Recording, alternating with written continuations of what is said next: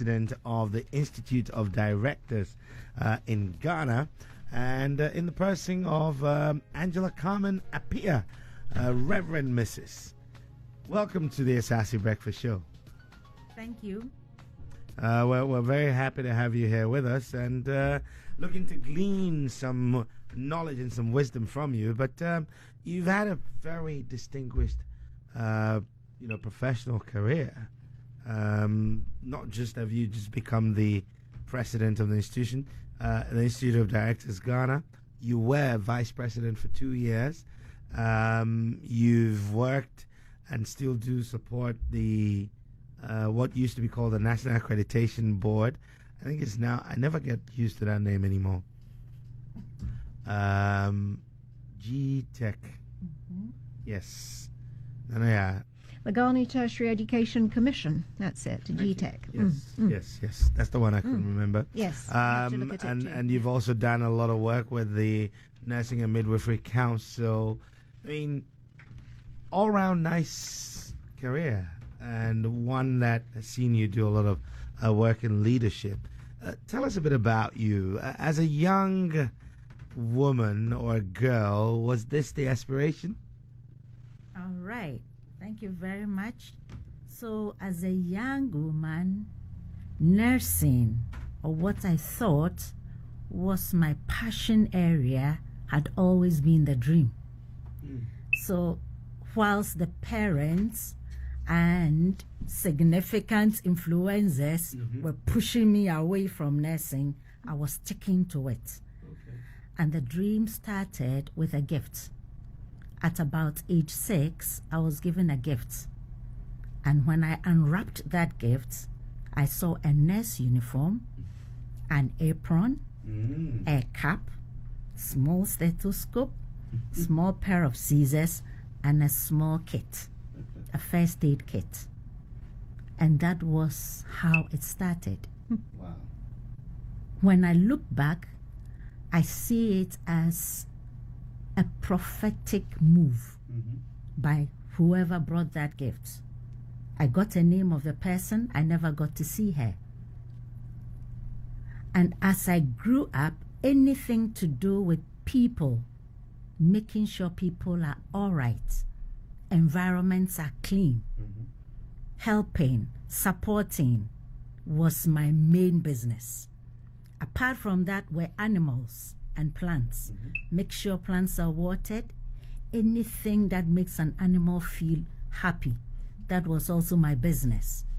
So looking at the energies or the programming, it seemed to well-meaning adults allow her to follow her dream. But to those who hold certain remote control buttons, they want to make sure they drive their children in a particular direction. And that was the beginning of a conflict, huge conflicts. And as I grew up, my temperaments were more of adventure, curiosity. You don't tell me what to do, I decide what I want to do. So it brought all sorts of conflicts. I go according to my inner will. And I had a very dictatorial father. He says, jump, all you need to say is how high. And I wasn't going to ask how high. I wanted liberties. I wanted my freedoms. I wanted to operate the way I felt I should. And I gave all energies. And interestingly, I had enough energies growing up. So there was nothing I wasn't ready to engage. So I recall when all my siblings were put in private schools because my father thought this is what gives you an advantage. I insisted I follow my mother to school because I felt that is what I wanted. And my mother then was teaching in a government school, former Saito. And so she goes to school, I follow her, and I loved it. And I love the environments there. It was kind of home. What you don't get at home, you get it there. Right. And that roughness. And so I spoke Ga very early before I could even speak English. And very early before I could speak Fanti, because in my home, the language must be English, even if you are domestic help. Because my father said He wanted us to have control. So I picked the gun from the school, started speaking gun, loving it. Then, as he would have it, he started getting the signals. We move you to a private school. What is this private school? Well, they want to go. I want to be here. But the first shock came when I was promoted from first class 1 to class 3, which to him was not a good sign. Then from class 3 to class 5, not another good sign from where he sat.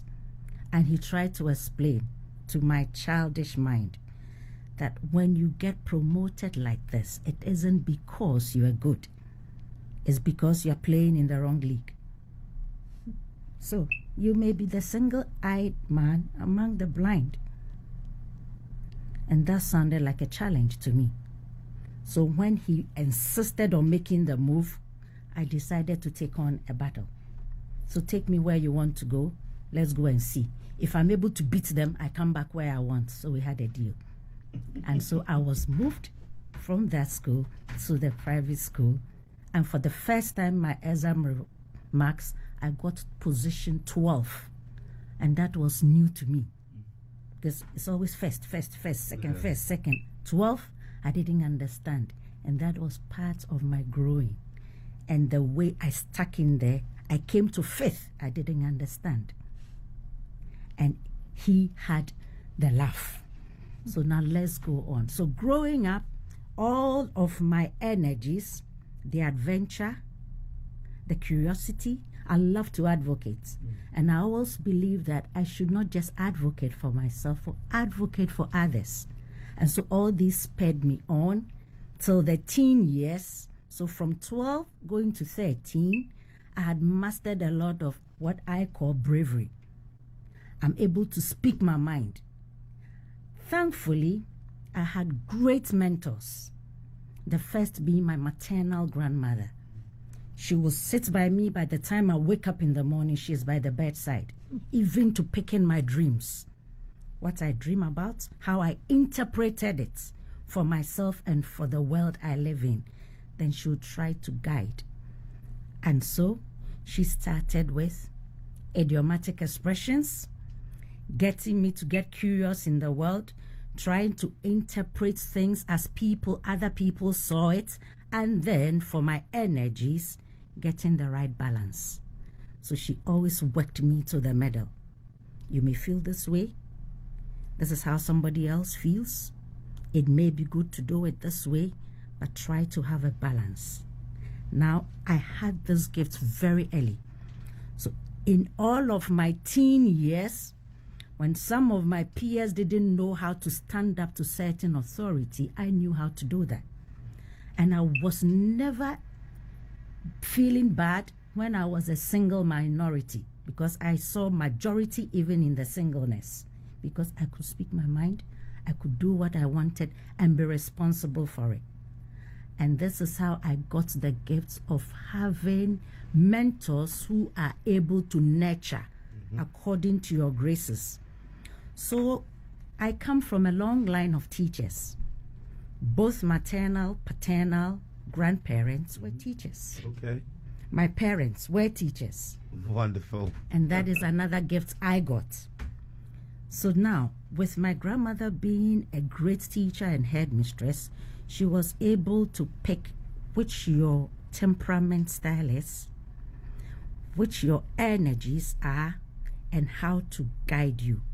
So she usually will tell me stories. And I'll share one of the stories that have brought me this far. Okay. And it's the story of the stadium. So she told me a story about a stadium, very religious, but she wove it beautifully. So she says, you love sports.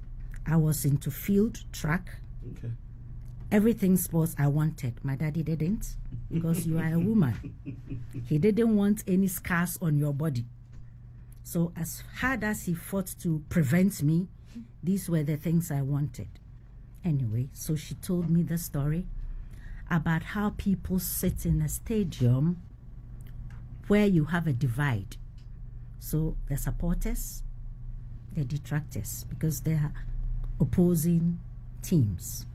So now she says, whenever you want to do anything, think of the Lord, God himself, the host of heaven, all the angels cheering you on one side.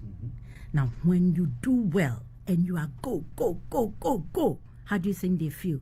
I said, they will be go, go, go. That is my daughter. That is my sister. That is that. She says, yes. Then when you goof, what happens? I said, well, then they don't know where to hide their faces. And that story has stuck with me till today. So when you talk about ethical leadership, I don't have to think to conduct myself ethically, because I've grown up being nurtured, being brought up. I don't need somebody to see me to do the right things, because it has become a part of me. So talking about field and track, I like the 100 meters, 200 meters. Okay. I wasn't the best, and I always wanted to be in there. I did a little long jump. I wasn't the best. Then I found the love, which was badminton. And it became my best because we actually had a court in the house where my daddy insisted everybody plays badminton. Wow. So eventually, that is what won me most of my awards. Fantastic stuff. That is a little about growing up. Yeah. So let's see what else you have. A very beautiful, beautiful story. I mean, you evidently, there's a solid foundation upon which you've developed your diverse skills, which, seen exceptional experiences in board secretaryship, corporate governance, coaching, conflict resolution, problem solving, and systems, development, among others. How much of the sum total of these experiences do you see as a pillar in who you've become today? All right. So another story is that the Lord has already programmed within each person what they want them to become. Okay. So what you usually would call as a flair or natural ability, they are giftings and graces, which could be fanned into flame. You can enhance them or quell them. So even the experiences that we have over time as we grow, some of them will build you into something if only you allow yourself to go through certain experiences. So the process bit of a product is very imperative to the quality of that product. It's the same as having a half-baked cake. It's a cake, all right, looks beautiful, but will not taste the same.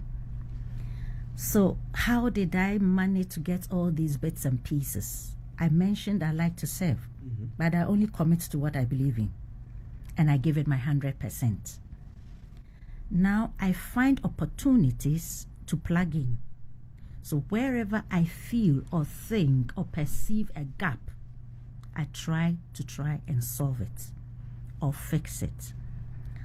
And so my first passion area being nursing, I ended up getting what I wanted, even though it wasn't easy. I went into nursing, but I trained in a military environment.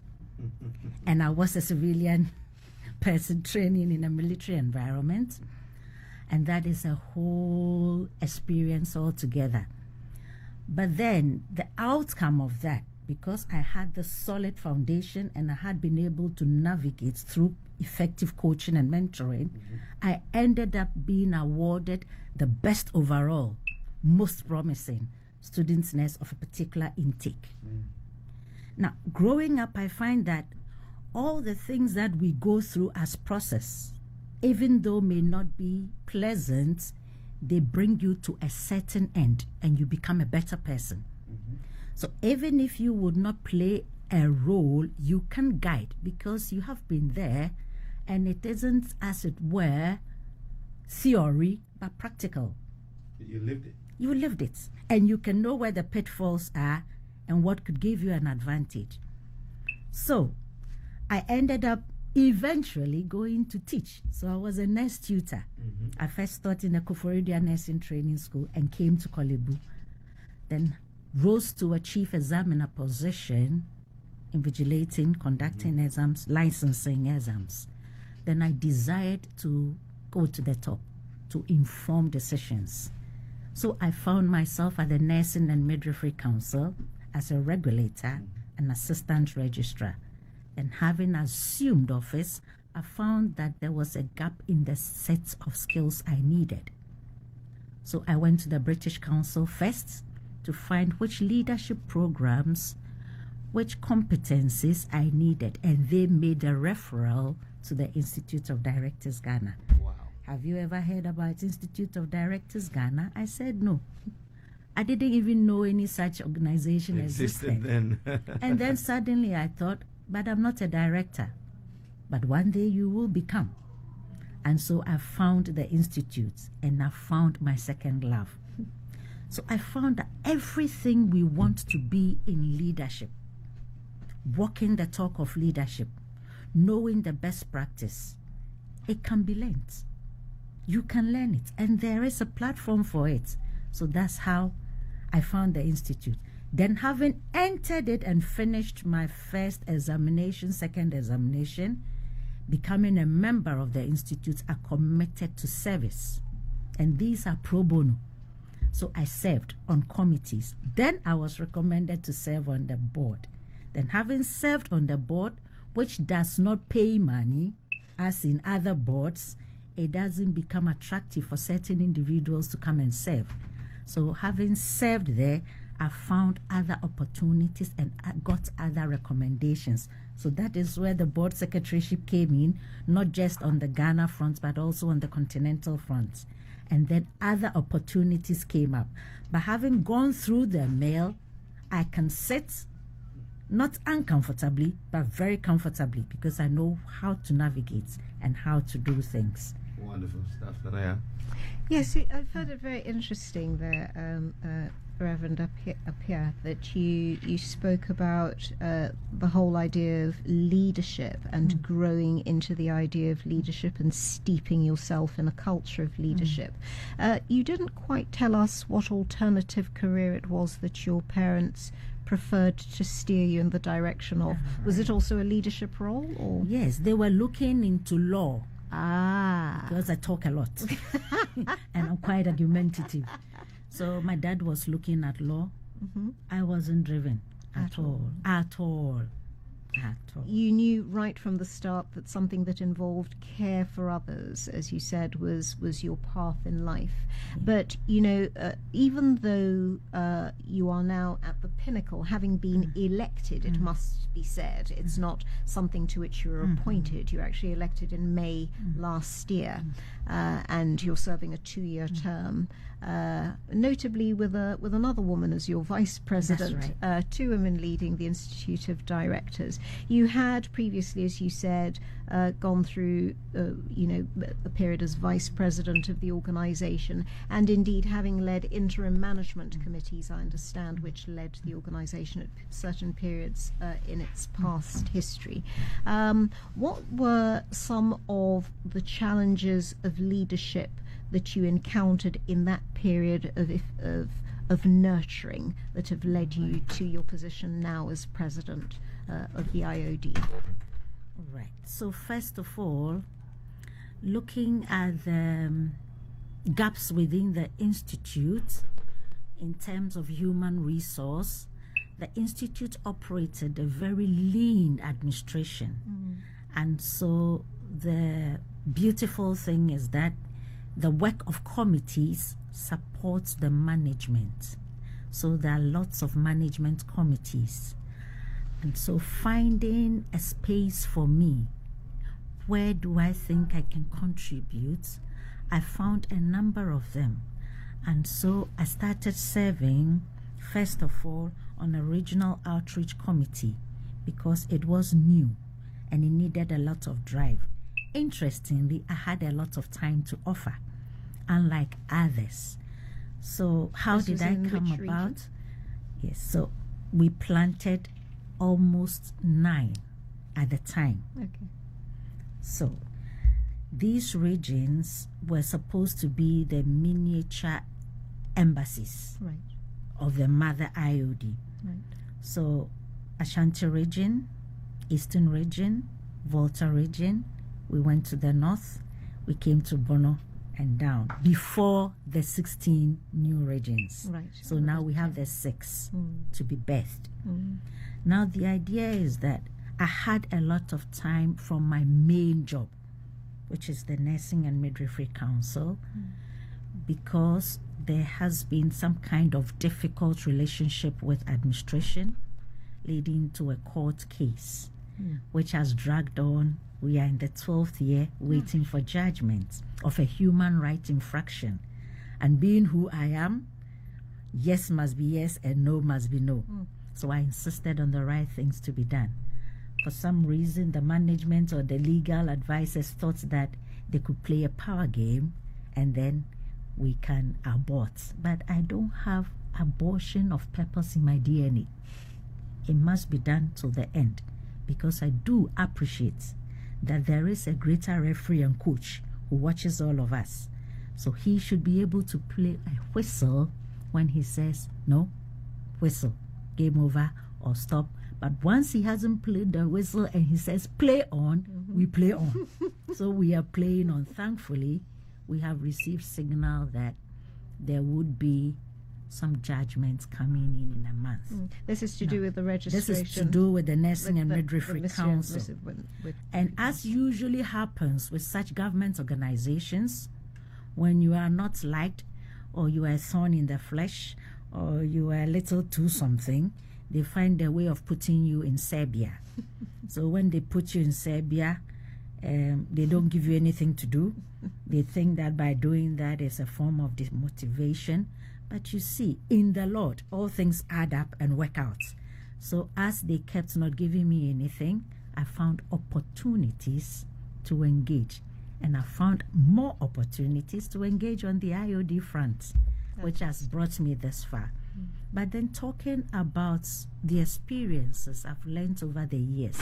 Now, having found this platform, it is what you do that will cause you to be recognized or to make you to have value and to have a voice. So then, having learned all that I've learned throughout, through teaching, through mentoring, through coaching, through service, I can sit better. I can read in between the lines better. I know what mischievous managements do. I know how people tell lies. I mean, all that, you've seen it all. You've been there, you've done been that all, already. and you've gone through so many rabbit holes. You can pick things more easily. So you spoke about one of the major challenges being the very lean staff with which you're operating, presumably having to beef up the staff, come up with a structure that would allow you to function in a more effective way. Institutionally, going from region to region, building up the regional IoDs, were there specific challenges with, say, localizing the message of the national IoD to make it relevant to people, or what were some of the specific challenges that helped you grow into your current position of leadership as you went along? So, thankfully, reaching out to the regions was not a daunting task, because by then we had a very dynamic and driven president, the Roxanne Dobega himself, who actually rebranded the whole institute and put in place, championed a mega transformation agenda, which the majority of the board members and our stakeholders galvanized around. And so going into the regions, we rode on the wings of our products. So we go into a region, we use our networks in a region, and we do a day public event on leadership or governance. Then the participants who would come into this meeting or conference will that become the hub where we start our engagements talking about ethical leadership and growing a regional branch. And so the IoD operates as a professional body. So the professional body has a mandate to advocate good governance through advocacy, training, and research. So the whole idea is to teach how to conduct ethical businesses and to grow leaders who are ethically minded so that we can enjoy the economy that we have and conduct ourselves creditably. Now, for the members of the institute, you have those who are actually serving on boards and those who are aspiring, those who are CEOs and those who are young like I started, who are members of the institute at various levels. The whole idea is to learn ethical conduct so that wherever you sit as a lead, you are able to champion ethical leadership and make sure that the businesses that we supervise are going concerns.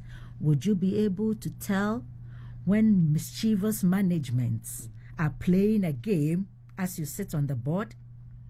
The information that management brings to you, have you found a way of validating them? Are you listening to a single side story?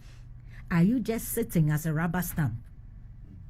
How competent are you as a board member, whether you are an executive or non-executive position? Do we even know our roles, or we are comfortably taking allowances and we are looking the other way?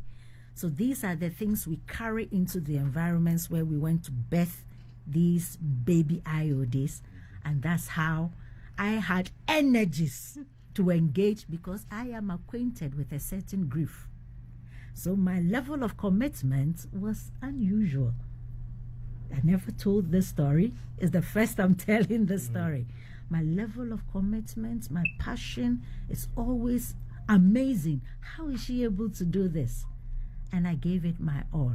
And so all these regions that are in place, and today on the IoD Council, we have a regional representative on the council who represents the regions. So the voices of the people in the regions must be heard on the table.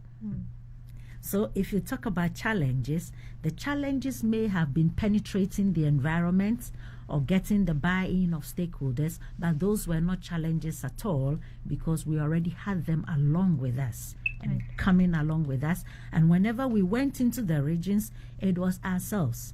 We rolled our sleeves. The president himself, myself, others rolled our sleeves together with the CEO and the chair of the Education, Capacity Development and Research Committee, as old as he was, Professor John Bright Kobla Aheto himself. We went together in each of the regions that we birthed. So it was a pleasant experience for me and a growing curve. As you know, I am adventurous, so it was great. Wow. Fantastic. This is just an awesome conversation that the thing called time is not going to allow us to continue. But I think I'm going to steal a quick answer from you. What 2 or 3 things should young people who have discovered that they have a natural grace and an ability to do something, what should they do to ensure that they live a life that's fulfilling, that's impactful, because they're functioning in that space of grace? All right. So 3 quick things. Before the first, they must believe in their inner witness. Something within them tells them this is where I want to go. Believe that. First, get a mentor.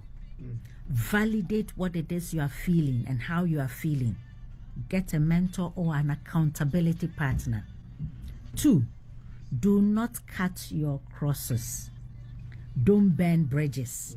Don't cut your cross short. Go through a process. Get to know what it is. It is only in doing that and overcoming that that you will be able to speak to issues, because yourself, you have done it. It's not about theory. It's about practice. Then 3rd, trust yourself. We all have different graces. There's a reason why the Lord made you the way he made you. Trust yourself and venture out. Nothing ventured, nothing gained. Well, it's spoken like a true teacher. We had very little time, but you've downloaded quite a lot for us. Thank you so much, Reverend Mrs. Angela Carmen Appiah. And a special greeting from Amos Kevin Annan. Oh, great. And well, she's the chair of the Governing Council of the Institute of Directors Ghana.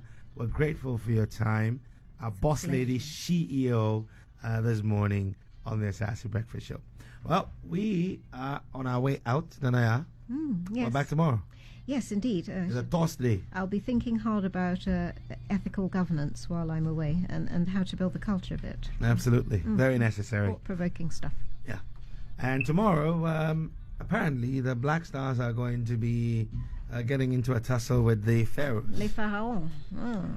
Pharaoh. Ahaniete.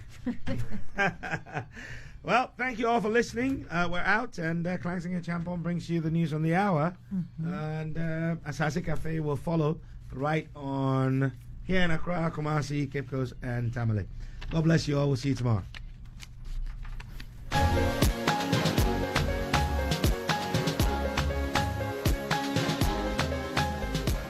Asaase